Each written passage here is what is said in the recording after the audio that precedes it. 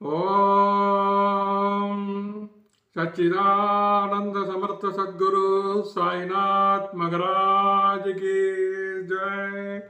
உலகெங்கும் இருக்கக்கூடிய சாய் சொந்தங்களுக்கு சென்னை மாருதி பாபாவின் இனிய வந்தனங்கள். நலமா இருக்கீங்களா? வளமா இருக்கீங்களா? வளமோடு வாழுங்கள். தொடர்ந்து ஒரு போகயோகியின் சுயசரிதம் அப்படிங்கிற காணொளி தொகுப்பில் என் வாழ்வில் நான் கண்ட அனுபவங்களை பற்றி காணொளியாக பதிவிட்டு வருகிறேன். இன்றல்ல பின் என்றோ ஒரு நாள் யாருக்காவது அந்த தகவல் நிச்சயமாக பயன்படும். அந்த வரிசையில் இன்னைக்கு வியாழக்கிழமை 2 விதமான குழப்பங்கள் இருந்தது மனசில். என்ன காரணம் அப்படின்னு கேட்டிங்கன்னா, பொதுவாக வியாழக்கிழமைகளில் பாபா வந்ததிலிருந்து காணொளி பதிவு பண்ணுறேன் அப்படின்னா நிச்சயமாக அதில் பாபா இருப்பாங்க. இதை நான் தொடர்ந்து பல ஆண்டுகளாக செய்துக்கிட்டு வரேன். ஆனால் பிராணசாயி என்ன சொல்லிட்டாங்க சமீப காலத்தில் அப்படின்னா, தன்னை முன்னிலைப்படுத்தக்கூடாது அப்படின்னு சொல்லியிருந்தாங்க. அதனால் இதை நான் தொடர்றதா வேண்டாமா அப்படிங்கிற ஒரு குழப்பம் எனக்கு இருந்தது. அடுத்து ஒவ்வொரு நாளும் ஒவ்வொரு தலைப்பில் ஒரு தகவலை கொடுத்துக்கிட்டு வர்றதுக்கு பதில் நாம் கண்ட அனுபவத்தை முழுமையான ஒரு தொகுப்பாக கொடுத்தோம் அப்படின்னா பிற்காலத்தில் வரக்கூடியவங்களுக்கு அது பயன் கொடுக்கும் அப்படிங்கிற எண்ணிக்கையில் தொடர்ந்து அதை நான் அந்த எண்ணம் அதிகமாக இருந்ததுனால எத்தனை வாரம் வந்தாலும் பரவாயில்ல, எத்தனை நாட்கள் வந்தாலும் பரவாயில்லன்னு எண்ணிக்கையை பற்றி கவலைப்படாமல் பதிவு பண்ண ஆரம்பித்தேன். இன்னைக்கு எனக்கு பல குழப்பங்கள், பல்வேறு விதமான குழப்பங்கள்.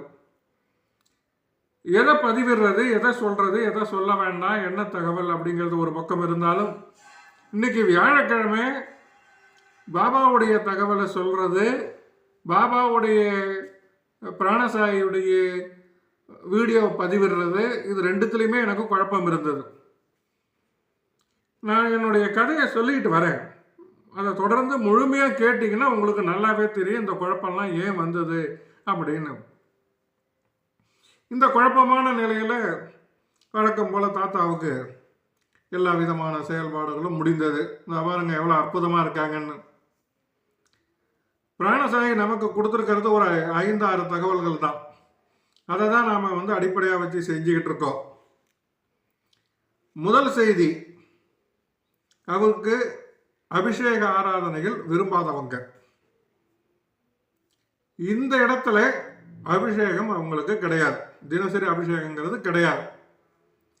அவங்களுடைய விருப்பத்தின் அடிப்படையில் சற்றேறக்குறைய 2-3 ஆண்டுகள் காட்டூர் பிராணசாயி பாபா ஆலயத்தில் அற்புதமாக அபிஷேகம் பார்த்தாங்க. அதுக்கு முன்னும் சரி அதுக்கு பின்னும் சரி அவங்க அதை ஏற்றுக்கொள்ளவில்லை, அதுக்கு அவங்க அங்கீகாரம் அளிக்கவில்லை. அடுத்ததாக பார்த்தீங்க அப்படின்னா பெரிய அளவில் ஆராதனைகள் எதுவும் அவங்களுக்கு கிடையாது. ஏன்னா அவங்க தியான நிலையில் இருக்கிறதா வாக்களித்திருக்காங்க.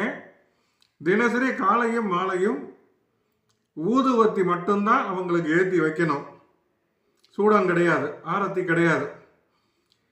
அந்த ஊதுவத்தியுடைய சாம்பல் இருக்கு இல்லையா, அதுதான் உதி, அதை தான் நோய் தீர்க்கும் மருந்தாக வர்றவங்களுக்கு கொடுக்கணும் அப்படின்னு சொல்லியிருக்காங்க. பிராணசாயை பற்றி மட்டுமே நிறைய வீடியோஸ் நம்ம ஏற்கனவே பண்ணியிருக்கோம், இனி வரக்கூடிய காலங்கள்லையும் பண்ணுவோம். அப்படி இருக்கும்பொழுது சமீப காலத்தில் என்ன விளம்பரப்படுத்தாதே அப்படின்னு சொல்லிட்டாங்க. அப்போ வீடியோ எடுக்கிறதா வேண்டாமா? ஒவ்வொரு வியாழக்கிழமையும் அதை பண்ணிக்கிட்டு இருக்கு, இப்போ எப்படி பண்ணுறது அப்படிங்கிற ஒரு குழப்பம் வந்துருச்சு. அந்த குழப்பத்தோட வழக்கம் போல் எல்லாத்தையும் முடிச்சுட்டு சாய் சச்சரிதம் எப்போதும் படிக்கிறது வழக்கம். வியாழக்கிழமையில் 2 அத்தியாயம் படிக்கிறத ஒரு பழக்கமாக வச்சுக்கிட்டு இருக்கேன். ஷீரடியை சேர்ந்த ஒரு அமைப்பினர் அவங்களுடைய குழுவில் என்னை இணைச்சி என்னை தொடர்ந்து அந்த விவரத்தை செய்ய சொல்லியிருக்காங்க. நான் ஒரு 7-8 வருஷமாக அதை செய்துக்கிட்டு இருக்கேன்.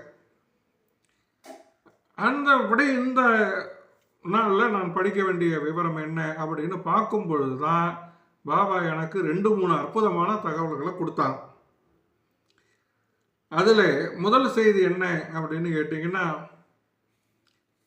நான் அதை அப்படியே படிக்கிறேன் பாருங்க. அதாவது 3 நிகழ்வுகள். அதில் முதல் நிகழ்வு, பொறு, உன்னுடைய கவலைகளை தூர எறி, உன்னுடைய துன்பங்கள் ஒரு முடிவுக்கு வந்துவிட்டன. ஒருவன் எவ்வளவுதான் நசுக்கப்பட்டு வேதனைப்பட்டவனாக இருப்பினும் இம்மசூதியில் கால் வைத்த உடனே அவன் மகிழ்ச்சியின் பாதையில் செல்கிறான். இங்கே உள்ள பக்கிரி மிகவும் அன்பானவர். இவர் இவ்வியாதியை குணப்படுத்துவார். எல்லோரையும் அன்புடனும் ஆசையுடனும் பாதுகாப்பார். என்னுடைய குழப்பத்தில் முதல் விவரம் என்ன அப்படின்னு கேட்டீங்கன்னா, என்னுடைய மாதாந்திர மருத்துவ ஆலோசனைக்கு மருத்துவரை தொடர்பு கொள்ளும்போது அவங்க ஊரில் இல்லை, இன்னொரு 5-6 நாட்கள் ஆகும் அப்படின்ட்டாங்க. எனக்கு 6ஆம் தேதி டாக்டர் கன்சல்ட். அதனால் 3ஆம் தேதியே நான் எல்லா பரிசோதனையும் பண்ணிட்டேன். அதுவும் வயிற்றில் ஏதோ தொந்தரவு இருக்குது போல், அதனால் ஸ்கேன் பண்ணணுன்ட்டாங்க. ஸ்கேன் பண்ணி ரிசல்ட்டை எடுத்து வச்சுக்கிட்டு உட்காந்துருக்கேன். இதுக்கு இடையில் தினசரி இன்சுலின் போட்டுக்கிட்டு இருக்கேன், மருந்து எடுத்துக்கிட்டு இருக்கேன். என் குழப்பம் என்ன அப்படின்னா, இப்போ 2-3 ஆண்டுகளாகவே மிகவும் பாதிக்கப்பட்டிருக்கேன், உடல்நலம் பாதிக்கப்பட்டிருக்கேன். எப்போ தாத்தா என்னை விட்டு போனாங்களோ அதிலிருந்து எனக்கு அவங்க மேலே ரொம்ப வருத்தம். இருந்தும் திருப்பி வந்துட்டாங்க. பாபா தாத்தா என்னோட வந்து இணைஞ்சிட்டாங்க. இன்றைக்கி காலையில் எனக்கும் அவங்களுக்கு நடந்த வாக்குவாதத்தில், உங்கள் விருப்பப்படி நீங்கள் செய்ததுக்கு நான் தண்டிக்கப்பட்டிருக்கேன் அப்படின்னு சொல்லி வாதம் பண்ணிக்கிட்டு தான் அவங்கள வெந்நீரில் குளிக்க வச்சுக்கிட்டு இருந்தேன். அதுக்கு தான் இது பதில். இதை பார்த்த உடனே என் மனசில் தோணுன 2 விஷயங்கள். அது என்ன அப்படின்னா, பகவான் தான் முடிவு பண்ணுறார். ஒருவனுடைய கர்ம வினைகளை தீர்க்கணும் அப்படின்னு முடிவு பண்ணிட்டா அதற்கேற்ற குருவை அனுப்புவார். நோய்கள் தீரணும் அப்படின்னா அதற்கேற்ற மருத்துவரை அனுப்புவார். இதை நான் ரொம்ப தீவிரமாக நம்புகிறேன். பலருக்கு இந்த வார்த்தைகளை நான் சொல்லியிருக்கேன். அது எனக்கே இப்போ நடைமுறையில் நடந்துக்கிட்டு இருக்கிறத பார்க்குறேன். சற்றேறக்குறைய 500-600 அப்படின்னு இருந்த சுகர் இப்போ 80-110 அப்படிங்கிற இடத்துக்கு வந்திருக்கு. மிக நீண்ட தேடுதலுக்கு பிறகு சரியான மருத்துவரை காட்டியிருக்கார் அப்படின்னு நான் சமீபத்தில் கொஞ்சம் சந்தோஷமான மனநிலையில் இருந்தேன். இப்பயும் இருக்கேன். அப்போ இந்த குழப்பங்களை தீர்க்கறதுக்கு தான் பாபா அடுத்த ஒரு விவரத்தை இதிலேயே கொடுத்தார். இந்த சச்சரித்தத்தை பார்க்கும்போது அதிலேயே கொடுத்தார். யார் அதிர்ஷ்டசாலியோ, எவருடைய பாவங்கள் ஒழிந்தனவோ அவர்கள் எனது வழிபாட்டை எழுதுகிறார்கள். சாயி சாயி என்று எப்பொழுதும் கூறிக்கொண்டிருப்பீர்களானால் நான் உங்களை 7 கடல்களுக்கு அப்பால் எடுத்து செல்வேன். இம்மொழிகளை நம்புங்கள், நீங்கள் நிச்சயம் நன்மை அடைவீர்கள். வழிபாட்டின் கூறுகள் 8-16 எனக்கு தேவையில்லை. எங்கு முழுமையான பக்தி இருக்கிறதோ அங்கு நான் அமர்கிறேன். ஆமாங்க, இந்த 8-16 அப்படிங்கிற அந்த வார்த்தை இருக்கு பாருங்க, அது அடியனுக்காக சொல்லப்பட்டது தான். பல ஆண்டுகளா ஓம் நமோ நாராயணா என்று திருவெட்டெழுத்து மந்திரத்தை ஜபிச்சுக்கிட்டு வரேன். அது மட்டும் இல்லாமல் ஹரே கிருஷ்ண ஹரே கிருஷ்ண கிருஷ்ண கிருஷ்ண ஹரே ஹரே, ஹரே ராம ராம ராம ஹரே ஹரே, இந்த 16 சொற்களையும் பல ஆண்டுகளாக ஜபம் செய்துக்கிட்டு வரேன். பாபா எனக்கு சொன்னது, இவ்வளோ குழப்பம் உனக்கு ஏண்டா, பொத்திக்கிட்டு சும்மா இரு. அதாவது இதெல்லாம் செய்யாதன்னு சொல்லலை, இது உனக்கானது இல்லைன்னு சொல்லலை. எப்போ இங்கே வந்துட்டியா தேவையில்லாத குழப்பத்துக்கு ஏன் இடம் கொடுக்குற அப்படின்னு சொல்லிட்டார். எனக்கு ஒரு சில காலமாகவே சில குழப்பங்கள் மனதில் இருந்துகிட்டு இருக்கு. ஆன்மீகம் சார்ந்த விவரங்கள் நிறையவே இருக்கு. அதுலேயும் பாபா விஷயத்தில் ரொம்ப ரொம்ப இருக்கு.